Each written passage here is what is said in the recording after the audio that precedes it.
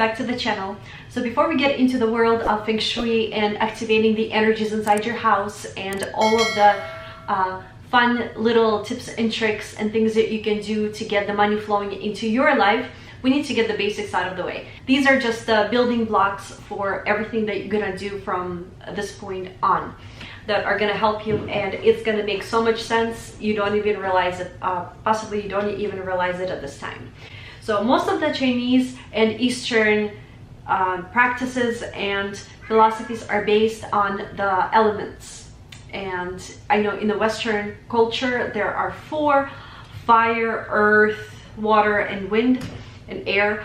And in the East, all of their philosophies and practices are based on the 5 element system.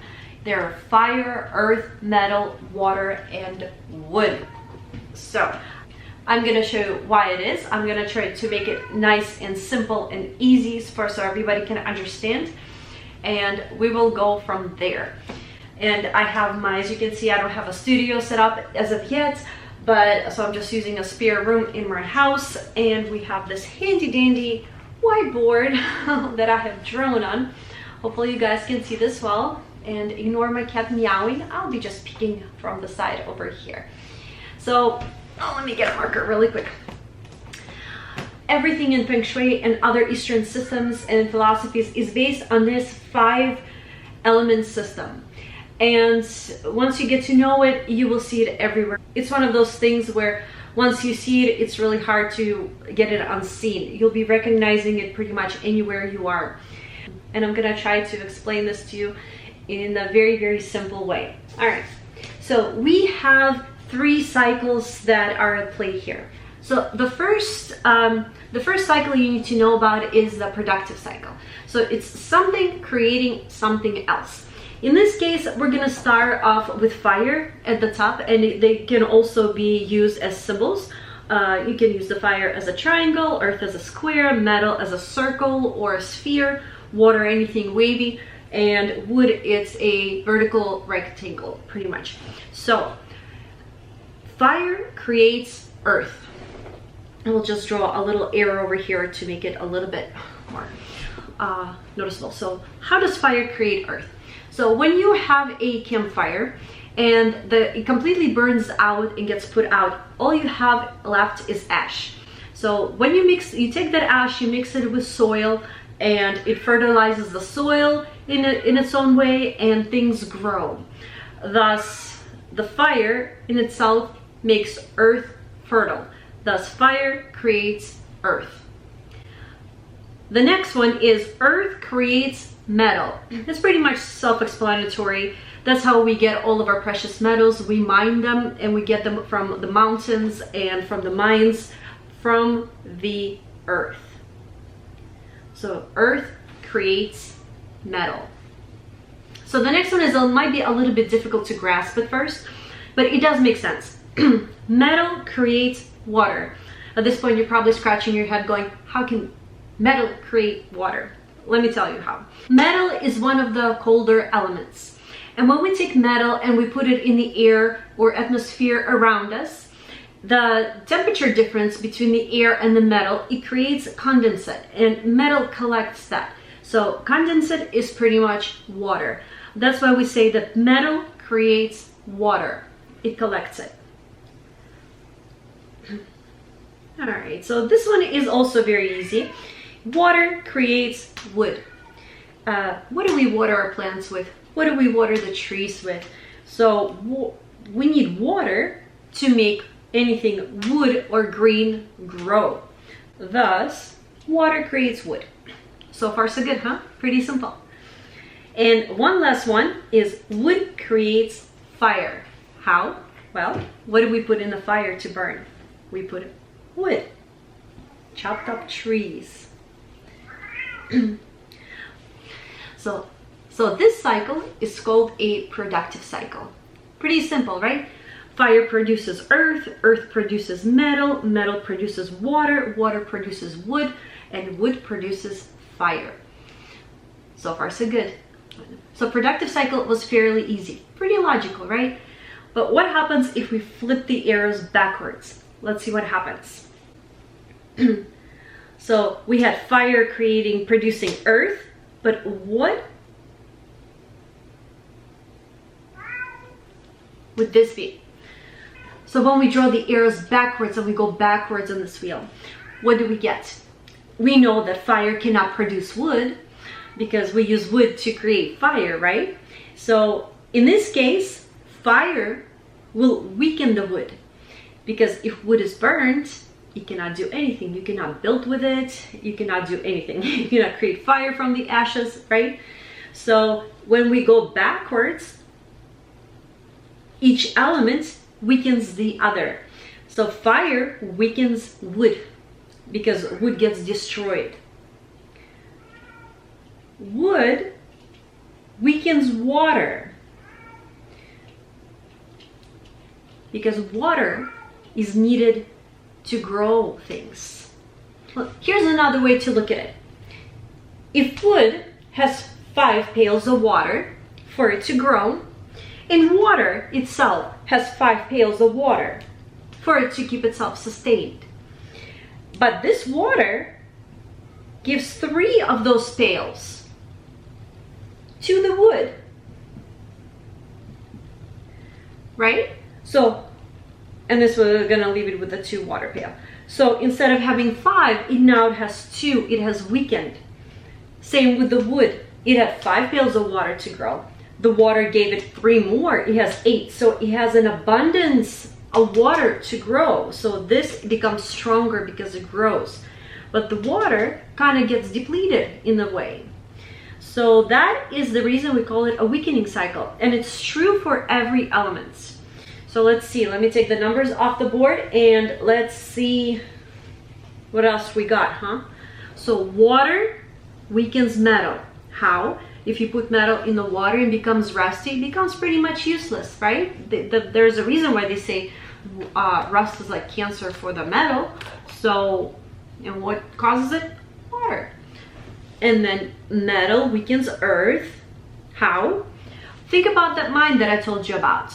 If we mine 90% of all the precious metals out of there, the earth is going to be crumbly and depleted. There's not going to be much left. So it's not going to be as useful as it was when it was completely full and abundant of precious metals.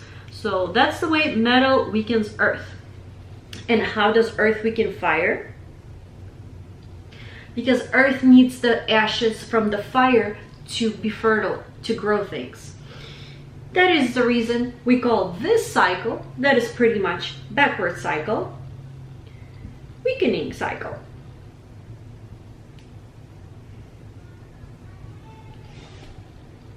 Still pretty simple, right? Let me give you one more that you should be aware of. And this next cycle is very important because it plays a big role in a lot of Eastern Eastern practices and Chinese metaphysics and different branches of Chinese astrology and numerology, Baszi. So this cycle is just the way it sounds. It's a destructive cycle, which means one element is destructive towards another. I don't really like the word destructive. I will use the word controlling just because it scares my clients less. It scares my clients less. Let's see what we have here. Since it's just the way it sounds, it's one element controlling the other elements. We'll start with fire. Fire controls metal. How? Because if you put metal in fire, it will completely melt and the metal is going to be useless and it cannot be used for any number of things. So since we are here already at the metal, let's continue from the metal. Metal controls wood. How? Think of an axe and a tree. You can take a metal axe and chop the tree down into tiny little bitty splinters. In that case, the wood is going to be useless. So metal controls wood. Let's keep going. Wood controls earth. How? Think of a mountain or a tree by your house. And if you have a path by your house, most likely you will see the stone slabs already being lifted up.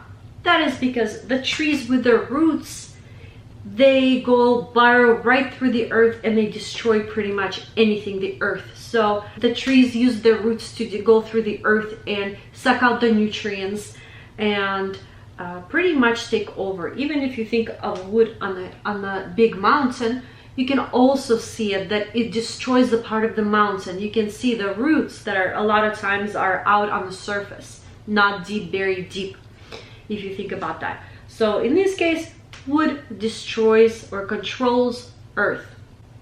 Let's keep going. Earth controls water. How? Because we use earth to control the flow of water, to have it flow wherever we want it to go. Think of the fields. In farms, farmers used to dig channels to water their fields from an abundant water source next to their farm. So they use the earth to guide the water where they want it to go. So when that happens, water kind of becomes useful for only one thing while it's being guided where it needs to go. So in that case, earth controls water. And of course, water controls fire. Why? Because we can put out fire with water. Not too bad, huh? So this is a destructive cycle.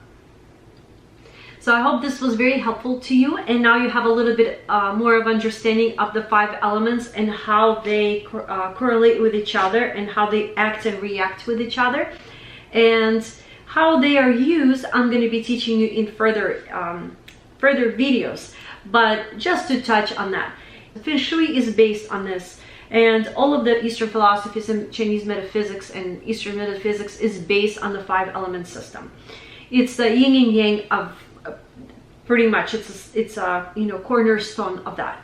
So when all of these elements are in balance with one another and each other in a space, this is specifically for Feng Shui, especially for Feng Shui, when they're in balance with each other and they're being used correctly, you can attract a lot of different things into your life, and you can add or subtract, or you can alter the placement of the elements in your home to, well, pretty much anything, to attract money, to attract love, to get a promotion, to get new clients, to sell things that are, say, real estate, for example. So everything is based on this. This is a cornerstone. Before you continue into any practice, this is something that needs to be engraved in the back of your mind constantly. It should be to the point where if anybody wakes you up in the middle of the night and says, you know, what element controls what element, you'll be able to tell them like that, half asleep. It's not hard. It's not the Feng Shui, and it's not easy, but it's not difficult. It's as easy as you wanted to make it and as difficult as you wanted to make it. I'm gonna try to make it fun for you guys and easy to understand and very usable, something that you can take after every video and use it right away. But before that happens, we need to get the basics out of the way. So if you're new, I hope this was easy to understand, and if you're not new, I hope you brushed up on the basics. If you guys have any questions, always leave them in the comments below. And other than that, give this video a thumbs up and don't forget to subscribe, and I'll see you in the next one. See ya.